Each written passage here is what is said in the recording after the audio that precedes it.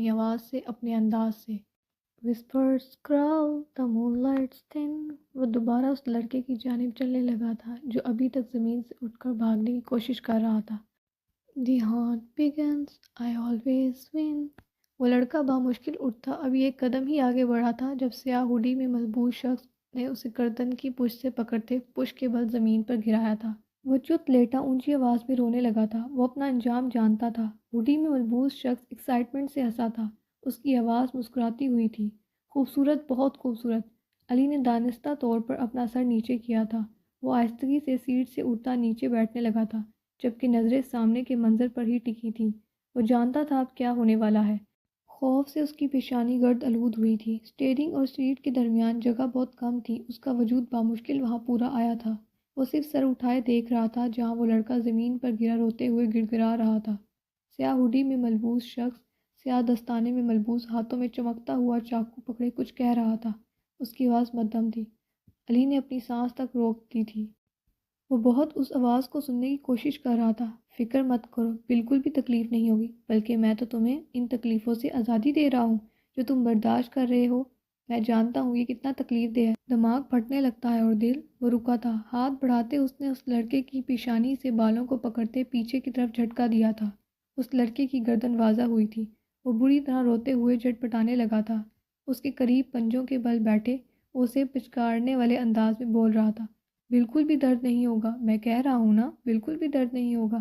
دل اور دماغ اس تکلیف سے آزاد ہو جائیں گے، تم دوسری دنیا میں جا کر میرا شکریہ ادا کرو گے۔ وہ پنجوں کے بل اس کے قریب بیٹھا اسے پچکار رہا تھا، پنجوں کے بل اس کے قریب بیٹھا تھا۔ اسٹریٹ لائٹ کی روشنی میں چاقو کی چمک علی کی آنکھوں میں چبھی تھی۔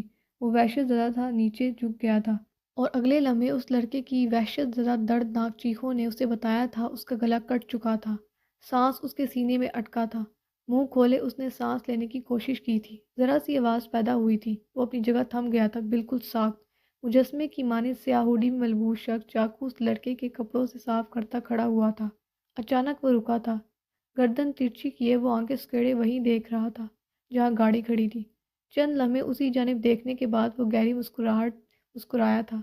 آنکھوں سے نیچے تک آتی ہوڈی میں اس کی طرف مسکراتے ہونٹ دکھائی دے رہے تھے۔ اس نے سیاہ دستانے والے ہاتھ سامنے کیا تھا، ہتھیلی کے بیچوں بیچ سرخ رنگ کا آنسو کی شکل کا چھوٹا سا سٹون ہتھیلی پر چمک رہا تھا۔ مجھے کبھی بھی اپنا شکار ڈھونڈنا نہیں پڑا، قسمت۔ چمکتی آنکھوں سے سرخ سٹون اس لڑکے کے پاس پھینکتا گنگناتا ہوا جس جانب سے آیا تھا اسی جانب جا رہا تھا۔ غزنوی پھیلی آنکھوں سے اس کا چہرہ دیکھ رہا تھا۔ عجیب بات ہے، وہ ایک سائیکو کلر تھا، اس نے تمہیں کیوں نہیں مارا؟ اس کی آواز میں حیرت تھی۔ علی نے ناگواری سے اسے دیکھا تھا۔ تم بار بار میرے مرنے کی بات کیوں کر رہے ہو؟ کیا چاہتے ہو کہ میں مر جاؤں؟ وہ برا مان گیا تھا۔ غزنوی گڑبڑا کر سیدھا ہوا تھا۔ میرا وہ مطلب نہیں ہے یار، میں بس ایک لاجیکلی بات کر رہا ہوں۔ اگر وہ ایک بے رحم قاتل ہے تو اسے سامنے آنے والے ہر شخص کو مار دینا چاہیے، یا پھر اپنے قتل کی گواہ کو، لیکن اس نے ایسا نہیں کیا۔ کیا وجہ ہو سکتی ہے؟ وہ کندھے اچکاتا اسے صفائی دیتے ہوئے بولا تھا۔ اس کی وجہ ہو سکتی ہے کہ اسے میری موجودگی کا علم ہی نہیں ہوا تھا۔ میں نے بھائی کو بھی ساری بات بتائی تھی، ان کا بھی یہی اندازہ ہے۔ حیدر بھائی اور ان کے دوست میں اگر ذرا سی بھی عقل ہوتی تو وہ اب تک اس قاتل کو پکڑ چکے ہوتے۔ منہ بگاڑتے ہاتھ جھلایا تھا۔ علی نے تادیبی نظروں سے اسے دیکھا تھا۔ ایسے کیا دیکھ رہے ہو؟ صحیح کہہ رہا ہوں، کبھی کبھی چیزوں کو اتنی گہرائی سے نہیں سوچنا چاہیے، سامنے کی چیز ہے اور انہیں سمجھ ہی نہیں آ رہی۔ وہ قاتل اپنی پہچان پھینک کر جاتا ہے اور انہیں سمجھ ہی نہیں آتی۔ علی نے چونک کر اسے دیکھا تھا۔ کیا مطلب؟ سیدھی سی بات ہے۔ دروازے پر ہوتی دستک نے اس کی بات ادھوری رہ گئی تھی۔ دروازہ کھولتے حیدر داخل ہوا تھا۔ کیا تم دونوں نے آج کھانا نہیں کھاؤ گے؟ وہ مسکرا کر بولا تھا۔ ضرور کھائیں گے، علی جواب دیتے کھڑا ہوا تھا۔ غزنوی بھی اس کے ساتھ چاروں ناچار کھڑا ہوا تھا، اس کا موڈ ابھی بھی خراب تھا۔ آ جاؤ پھر، حیدر انہیں کہتا باہر نکل گیا تھا۔ اپنا موڈ ٹھیک کرو غزنوی، ہمارا کیا لینا دینا ہے؟ اس سے یقیناً پولیس اسے جلد پکڑ لے گی، یا انٹیلیجنس کے لوگ۔ ویسے بھی بھائی بتا رہا تھا کہ کل سے کوئی نیا آفیسر اس کیس کو ہینڈل کرنے والا ہے۔ واقعی؟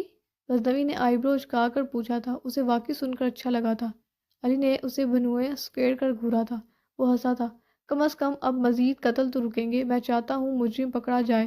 یقین مانو ہر دوسرے دن ایسی خبر سن کر میرا دل خراب ہو جاتا ہے۔ سنجیدگی سے بولتا ہوا علی کے ساتھ چل رہا تھا، جس نے اس بات میں سر ہلاتے اس کے کندھے پر ہاتھ رکھا تھا۔ وہ جانتا تھا ایسی باتیں اسے اداس کر دیتی تھیں۔ میں نے بھائی کے منہ سے سنا تھا، اس آفیسر کی بیوی کو بھی اس کلر نے مارا تھا۔ اس کے باوجود ڈپارٹمنٹ نے یہ کیس اس کی لاکھ کوششوں کے باوجود اس کے حوالے نہیں کیا تھا، لیکن اتنا وقت کام کرنے کے باوجود جب انہیں کوئی سراغ نہیں ملا تو دوبارہ اسی آفیسر کو ہائر کیا ہے۔ وہ اپنی زندگی کا کوئی کیس نہیں ہارا، یقیناً یہ بھی نہیں ہارے گا۔ علی کا لہجہ متاثر کن تھا، غزنوی نے بھی متاثر نظروں سے دیکھا تھا۔ میں خیال ہوں کسی اور کا، مجھے سوچتا کوئی اور ہے، سر آئینہ میرا عکس ہے، پس آئینہ کوئی اور ہے۔ عجب اعتبار و بے اعتباری کے درمیان ہے زندگی، میں قریب ہوں کسی اور کے، مجھے جانتا کوئی اور ہے۔ میری روشنی تیرے خد و خال سے مختلف تو نہیں، مگر تو قریب آ تجھے دیکھ لوں، تو وہی ہے یا کوئی اور ہے۔ تجھے دشمنوں کی خبر نہ تھی، مجھے دوستوں کا پتہ نہیں، تیری داستاں کوئی اور تھی، میرا واقعہ کوئی اور تھا۔ وہی منصفوں کی روایتیں، وہی فیصلوں کی عبارتیں، میرا جرم تو کوئی اور، پر میری سزا کوئی اور ہے۔ کبھی لوٹ آئیں تو پوچھنا نہیں، انہیں دیکھنا غور سے، جنہیں راستے میں خبر ہوئی کہ یہ راستہ کوئی اور ہے۔ ٹھنڈی ہوا اس کی وجود سے ٹکراتی ٹھٹرنے پر مجبور کر رہی تھی۔ اس نے بے چینی سے سمٹتے آنکھیں کھولنے کی کوشش کی تھی، پلکوں پر جیسے منو بو جا پڑا ہو۔ گردن میں درد کی ٹھیس اٹھی تھی، ہوا کا تیز جھونکا۔ ایک بار پھر اس نے پوری قوت لگا کر آنکھیں کھولی تھیں۔ نظروں کے سامنے اندھیرا تھا، وہ خالی حسینی سی آنکھیں کھولے مکمل طور پر حواس میں آنے کے لیے۔ اسے یاد آیا تھا ناشتہ کرنے کے بعد وہ صوفے پر ہی نیم دراز تھی۔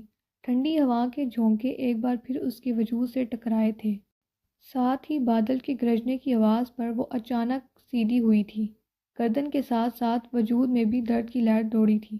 آہ کراتی اس نے گردن پر ہاتھ رکھا تھا، کمرے میں اندھیرا پھیلا تھا۔ بجلی چمکنے سے لمحہ بھر کے لیے کمرے میں روشنی آتی، اس کے بعد پھر وہی اندھیرا چھا جاتا۔ درد بھلائے خوف سے اطراف میں نظریں دوڑا رہی تھی۔ وہ اتنا وقت سوتی رہی تھی، کسی نے اسے جگایا کیوں نہیں تھا؟ بالکنی کا دروازہ کھلا تھا، باہر برستی بارش صاف دکھائی دے رہی تھی، وہیں ہوا کے ٹھنڈے جھونکے کمرے میں داخل ہوتے اسے ٹھٹرنے پر مجبور کر رہے تھے۔ سن ہوتی ٹانگوں کے ساتھ وہ بامشکل اٹھی تھی، ایک دو قدم کے بعد وہ لڑکھڑا کر گر گئی تھی۔ بے بسی اور تنہائی کے احساس سے آنکھیں نم ہوئی تھیں۔ وہ بامشکل اٹھتی بورڈ تک پہنچی تھی، لیکن سارے بٹن دبانے کے بعد بھی کمرے کی کوئی لائٹ نہیں چلی تھی۔ شاید موسم کے باعث بجلی چلی گئی تھی۔ یا اللہ، دونوں ہاتھ ہونٹوں پر رکھتے اس نے گردن موڑ کر بالکنی کی جانب دیکھا تھا۔ بارش جون کی تو برس رہی تھی، بادلوں کو سرمئی پن بتا رہا تھا۔ ابھی رات گہری نہیں ہوئی تھی۔ چہرے پر ہاتھ پھیرتے وہ آہستگی سے قدم باہر کی جانب اٹھانے لگی تھی۔ باہر کوئی تو ہوگا، نوری یا کوئی اور ملازمہ یا کوئی گھر کا مکین۔ وہ آہستہ آہستہ قدم اٹھاتی راہداری میں آ گئی تھی۔ چند قدم چلنے کے بعد اس نے ریکنگ پر ہاتھ رکھے نیچے جھانکا تھا۔ پوری حویلی میں ہو کا عالم تھا۔ حویلی کے بڑے شیشوں پر پڑتی بارش کی تیز بوندیں اور بجلی کی گرج چمک، اسے خوف محسوس ہوا تھا۔ اس کی پیشانی پر بل پڑے تھے۔ سب کہاں گئے تھے؟ آخر اسے یاد آیا تھا، بچے اور بیوی جان تو کہیں گئے ہوئی تھی، لیکن ملازمین تو گھر میں تھے، اور حویلی کے باقی تو مکین بھی۔ وہ ماتھے پر بل ڈالے ریکنگ پر ہاتھ رکھے یوں ہی نیچے جھانک رہی تھی جب اس کے کانوں سے پائل کی آواز ٹکرائی تھی۔ خوف سے اس کے رونگٹے کھڑے ہو گئے تھے، وہ سانس روکے منجمد ہو گئی تھی۔ آواز دھیرے دھیرے قریب ہوئی آ رہی تھی، اسے محسوس ہوا جیسے اس کی جان نکل رہی ہو۔ پھر کوئی اس کے پیچھے سے گزرا تھا، پائل کی آواز اب دور جا رہی تھی۔ وہ آہستہ آہستہ ریکنگ پر ہاتھ رکھے نیچے بیٹھتی چلی گئی تھی، آنکھوں میں تیزی سے پانی بھرا تھا جب اس کی نظر ریکنگ کے درمیان سے لاؤنج میں پڑی تھی۔ نیم اندھیرے میں ہوڈی پہنے وہ شخص جھومتا ہوا حویلی میں داخل ہوتا دکھائی دیا تھا۔ اس کی وسل کی خوبصورت آواز اسے یہاں تک سنائی دے رہی تھی۔ ہونٹوں پر تیزی سے ہاتھ رکھتے اس نے اپنی ہچکی کا گلا گھونٹا تھا۔ یہ کیا ہو رہا تھا؟ اس شخص کا انداز عام نہیں تھا، وہ اب سیڑھیوں پر چڑھتا اوپر کی جانب آ رہا تھا۔ اس کی بھاری قدموں کی چاپ کانوں میں کسی ہتھوڑے کی طرح پڑ رہی تھی۔ وہ دم سادے وہیں بیٹھے اسے دیکھ رہی تھی، لیکن نظر اس کے ہاتھوں پر پڑتے ہی اس کی جان حلق میں آئی تھی۔ بادل زور سے گرجے تھے، بجلی کی چمک میں وہ تیز دھار چاقو واضح دکھائی دیا تھا۔ ہاتھوں میں پکڑے وہ کسی کھلونے کی طرح کھیل رہا تھا۔ وہ سانس روکے دبک کر بیٹھ گئی تھی۔ وہ اسی طرح گنگناتا ہوا راہداری کی دوسری جانب جا رہا تھا۔ اس کی آنکھوں سے اوجھل ہوتے ہی وہ بنا آہٹ پیدا کیے اٹھی تھی۔ اسے یہاں سے بھاگ جانا چاہیے تھا، وہ مرنا نہیں چاہتی تھی۔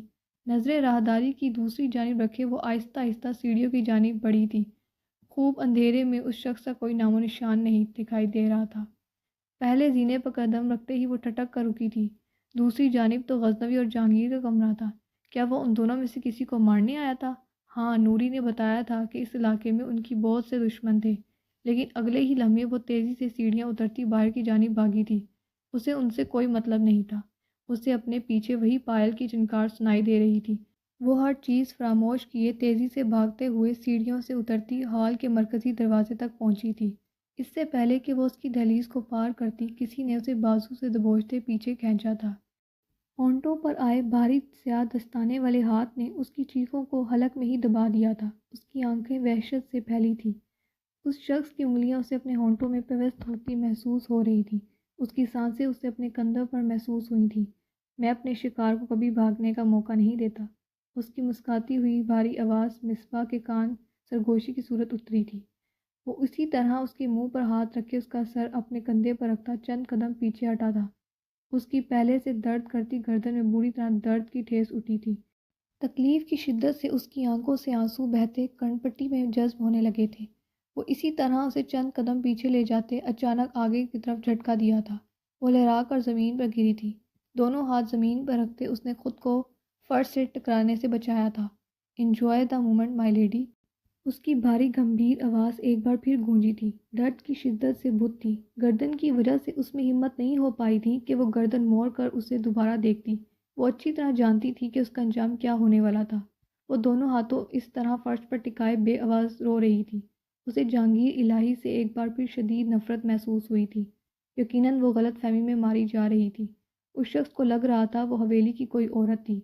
اسے بتانا چاہتی تھی، وضاحت دینا چاہتی تھی، لیکن اس کی آواز جیسے حلق میں ہی دب کر رہ گئی تھی۔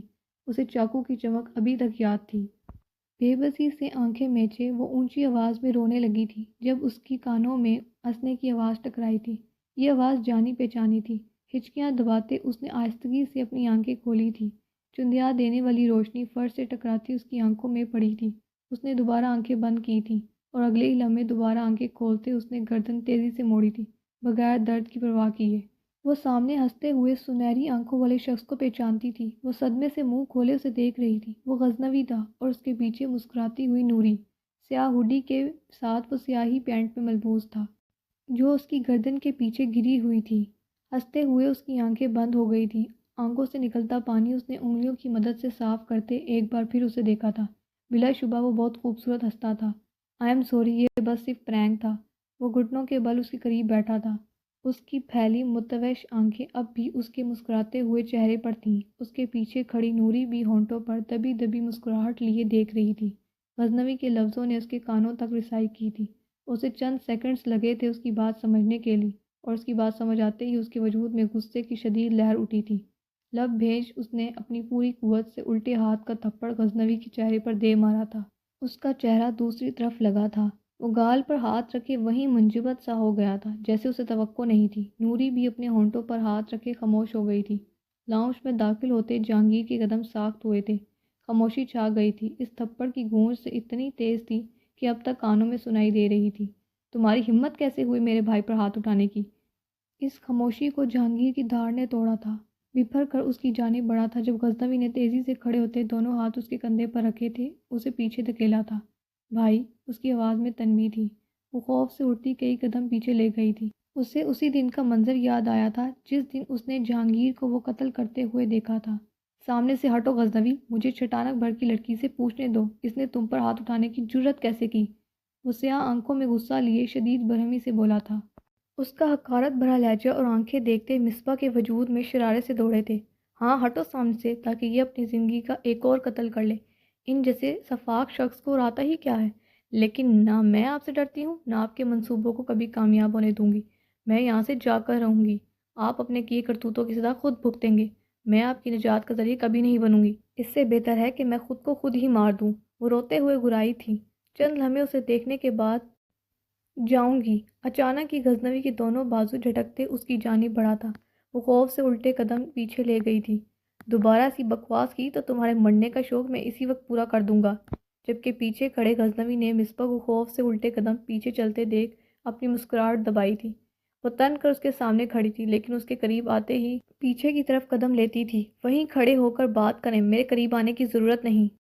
وہ اسی طرح اسے مسلسل اپنے قریب آتے دیکھ روتے ہوئے بولی تھی۔ اس بار چاہ کر بھی غزنوی اور نوری اپنے ہونٹوں کی مسکراہٹ کو چھپا نہیں پائے تھے۔ چہرے پر ہاتھ پھیرتے غزنوی نے اس مسکراہٹ کو روکا تھا جو چند لمحے اس کے چہرے پر چھپ دکھا گئی تھی۔ اس کا انداز بتا رہا تھا وہ جہانگیر سے کس قدر خوفزدہ اور ڈری ہوئی تھی، لیکن اپنے الفاظ سے وہ بار بار خود کو نڈر ثابت کرنے کی کوشش کر رہی تھی۔ جہانگیر نے اپنے قدم روکے تھے۔ اس کے رکتے ہی وہ سیڑھیوں کی جانب تیر کی تیزی سے بھاگ گئی تھی کہ اس کی اس تیزی پر جہانگیر، غزنوی اور نوری نے حیرت سے دیکھا تھا۔ نیچے دونوں ہاتھ پشت پر باندھے اس نے نوری کی طرف دیکھتے اسے اشارہ کیا تھا جو اسبات میں گردن ہلاتی مصباح کے پیچھے ہی گئی تھی۔ گردن پر ہاتھ پھیرتے وہ غزنوی کی جانب مڑا تھا جب اس کی پہلی نظر ہی اس کے ہاتھ میں موجود چاقو پر پڑی تھی۔ غزنوی نے تیزی سے اسے پشت پر چھپایا تھا۔ جہانگیر کی تیوری پر بل پڑے تھے۔ میں بس پرینک کر رہا تھا، مجھے نہیں پتا وہ اتنا سیریس لے جائے گی، وہ کسیانہ سا بولا تھا۔ جہانگیر نے اسے گھوری سے نوازا تھا۔ وہ تمہیں ٹھیک تھپڑ مار کر گئی ہے۔ اس کا منہ لٹکا تھا۔ آپ کو بھی ٹھیک سنا کر گئی ہے۔ پاؤں پٹ آف کر کے آتا ہوں۔ سیڑھیوں کی جانب بڑھ گیا تھا۔ جہانگیر کی گھوری نے دور تک اس کا پیچھا کیا تھا۔ نظروں سے اوجھل ہوتے ہی رویا رویا چہرہ اس کی نظروں میں گھوما تھا۔ اس نے بے چینی سے گردن کی پشت پر ہاتھ پھیرا تھا، لیکن وہ چہرہ اس کی نظروں کے سامنے تھا۔ یہ رونے کی شدت سے سرخ ہوئی آنکھیں بے چینی سے دل میں پھیلی تھی۔ کیا ضرورت تھی اتنا غصہ دکھانے کی؟ اس نے خود کو کوسا تھا۔ پرسوچ نظریں اس کے کمرے کے دروازے پر ٹکائے کھڑا ہوا تھا جب اسے سیڑھیوں سے نوری گردن جھکائے اترتے دکھائی دی تھی۔ جہانگیر پر نظر پڑتے ہی وہ رکی تھی۔ وہ بی بی نے مجھے اپنے کمرے سے نکال دیا ہے، اس کی سوالیہ نظروں کو دیکھتے مدھم آواز میں شرمندگی سے بولی تھی۔ نوری کی بات سنتے وہ تیزی سے اس کے کمرے کی جانب بڑھا تھا۔ اس جیسی بیوقوف اور جذباتی لڑکی سے کوئی توقع نہیں تھی کہ وہ خود کو نقصان پہنچا لے۔ اسے اس ضدی لڑکی پر غصہ آیا تھا۔ تو کیسا لگا آپ کو ناول؟ مزید اقساط کے لیے چینل کو سبسکرائب کریں اور کمنٹ اور لائک کر کے اپنی دلچسپی کا اظہار کریں۔ شکریہ۔